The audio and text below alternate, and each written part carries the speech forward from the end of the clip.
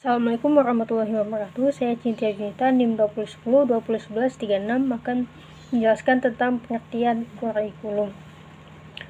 Kurikulum adalah perangkat mata pelajaran dan program pendidikan yang diberikan oleh suatu lembaga penyelenggaraan pendidikan yang berisi rancangan pelajaran yang akan diberikan kepada peserta pelajaran dalam satu periode jenjang pendidikan. Penyusunan perangkat mata pelajaran ini disesuaikan dengan keadaan dan kemampuan setiap jenjang pendidikan dalam penyelenggaraan pendidikan tersebut serta kebutuhan lapangan kerja. Lama waktu dalam satu kurikulum biasanya disesuaikan dengan maksud dan tujuan dari suatu sistem pendidikan yang dilaksanakan.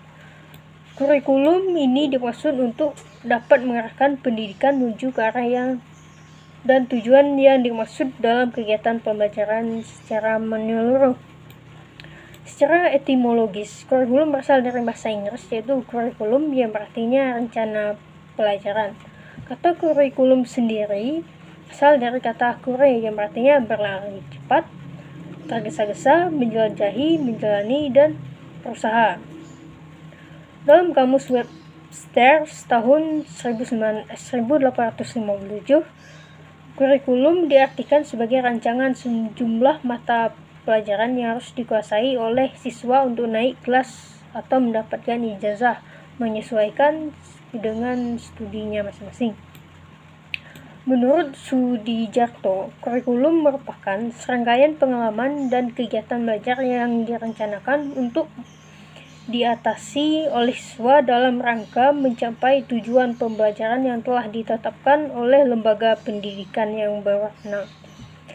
Adapun di Indonesia, dalam Undang-Undang Nomor 20 Tahun 2003 Pasal 1 Ayat 19, yaitu Konstitusi menyatakan bahwa kurikulum adalah seperangkat rencana dan peraturan mengenai tujuan, isi, dan bahan pelajaran serta cara yang digunakan sebagai pedoman penyelenggaraan kegiatan pembelajaran untuk mencapai tujuan pendidikan tertentu.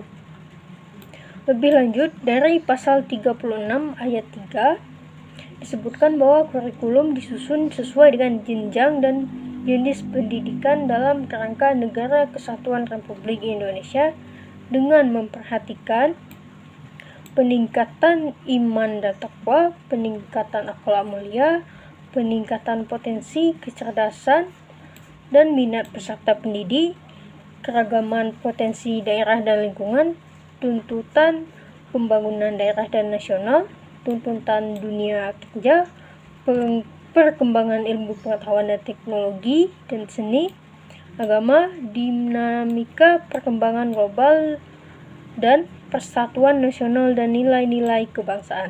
Cukup sekian, terima kasih. Wassalamualaikum warahmatullahi wabarakatuh. Assalamualaikum warahmatullahi wabarakatuh. Nama saya Angga Deswita, NIM 2010-20-1040. Baiklah, saya akan menjelaskan materi tentang peran teknologi pendidikan dalam implementasi kurikulum 2013. Salah satu fungsi kurikulum adalah sebagai alat untuk mencapai tujuan pendidikan yang pada dasarnya kurikulum memiliki komponen pokok dan komponen penunjang yang saling berkaitan dalam rangka mencapai tujuan tersebut. Sumberdia menemukan 5 komponen. Yang pertama komponen tujuan, yang kedua komponen isi atau materi, yang ketiga komponen media, yang keempat komponen strategi, yang kelima komponen proses belajar mengajar. Kurikulum dalam pendidikan memiliki beberapa fungsi sebagai berikut. Yang pertama, fungsi kurikulum dalam rangka mencapai tujuan persekolahan. Yang kedua, fungsi kurikulum yang lainnya seperti fungsi kesinambungan dan persiapan tenaga. Sekian, terima kasih. Wassalamualaikum warahmatullahi wabarakatuh. Assalamualaikum warahmatullahi wabarakatuh. Nama saya Tika Mariza, NIM 2010-2010-41. Yang ketiga, fungsi kurikulum bagi sekolah. Kurikulum bagi sekolah yang bersangkutan mempunyai fungsi sebagai berikut.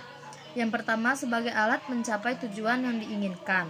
Yang kedua, sebagai pedoman mengatur segala kegiatan sehari-hari di sekolah tersebut. Yang keempat, fungsi kurikulum bagi guru.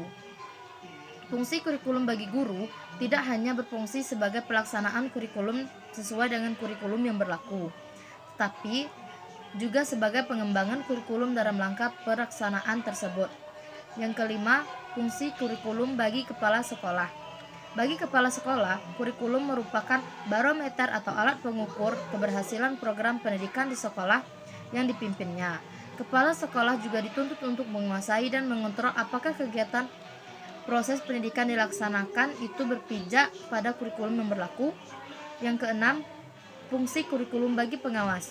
Bagi para pengawas, fungsi kurikulum dapat dijadikan sebagai pedoman patokan atau ukuran yang menyatakan bagaimana dan memerlukan penyempurnaan atau perbaikan dalam usaha pelaksanaan kurikulum dan peningkatan mutu pendidikan. Yang ketujuh, fungsi kurikulum bagi masyarakat. Melalui kurikulum sekolah yang bersangkutan, masyarakat bisa mengetahui apakah sikap, nilai, serta keterampilan dibutuhkannya relevan atau tidak. Yang kedelapan, fungsi kurikulum bagi instansi atau perusahaan. Instansi atau perusahaan yang menggunakan tenaga kerja menggunakan kurikulum untuk meningkatkan kualitas atau produk kerja. Sekian dari saya.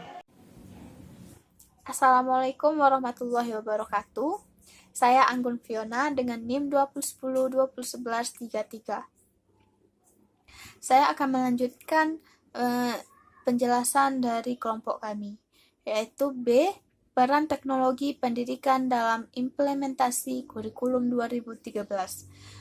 Struktur kurikulum 2013 tidak mencantumkan mata pelajaran teknologi informasi dan komunikasi atau TIK sebagai mata pelajaran di sekolah dasar dan menengah.